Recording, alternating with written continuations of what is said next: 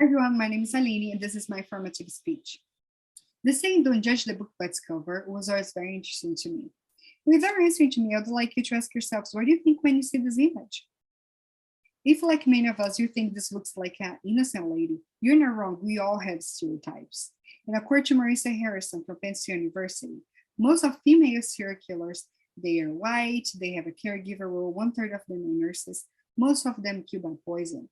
For this reason, for all these characteristics, they do not raise suspicion. So today I inform you about the life of the serial killer, Nannie Doss, also known as the Giggly Nanny. So first, I'll be talking about her early life, her adult life, and how she got arrested. So let's get it started. According to Tori Telfer, the author of the book called Lady Killers, Nancy Hazel was born from a very strict family. She was born in 1906 in Alabama, and her father was so abusive that he did not want his children to go to school. So most of them had to start working very early. So one of Nancy refugees was to read her mother's romance magazines. She loved them.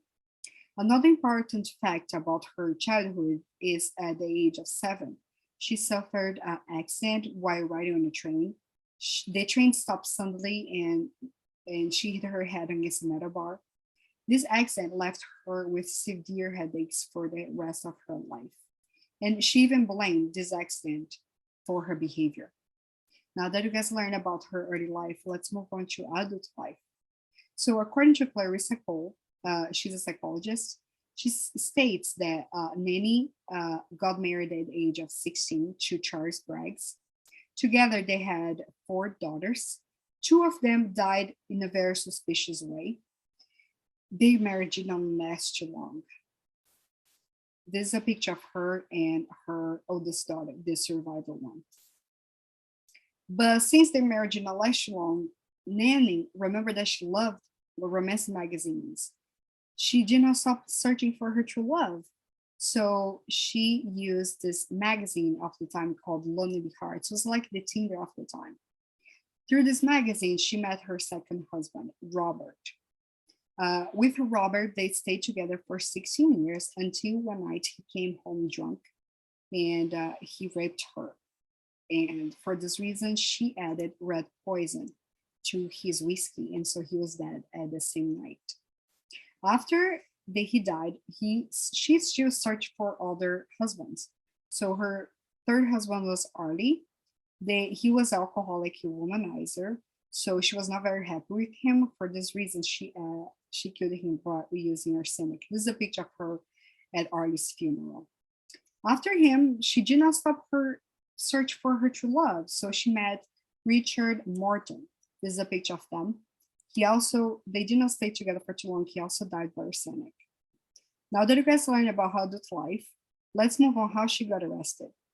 So Nannie Doss did not stop search for her husband. So her fifth husband was Samuel Doss.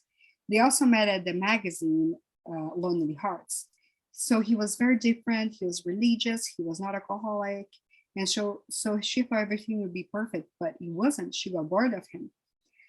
She poisoned him first, but he did not die. So he went to the hospital and he stayed there for a long time.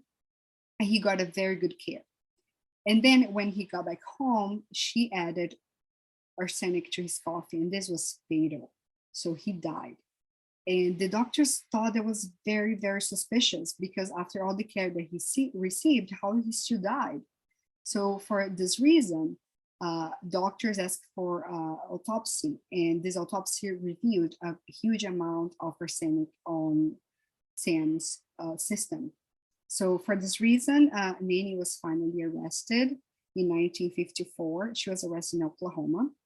And according to Gordon Harvey from Jacksonville State University, law enforcement speculates that Nannie was responsible for the death of 12 people, including her family, like her mother, her sister, and her grandchildren.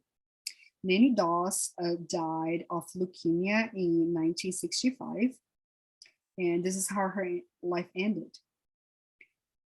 In summary, she was not able to be arrested early because she did not look like someone suspicious, right? She was a dangerous serial killer. She even killed people from her own family. And I feel like the most important part is because she looked so sweet outside that no one expected she be the way that she is.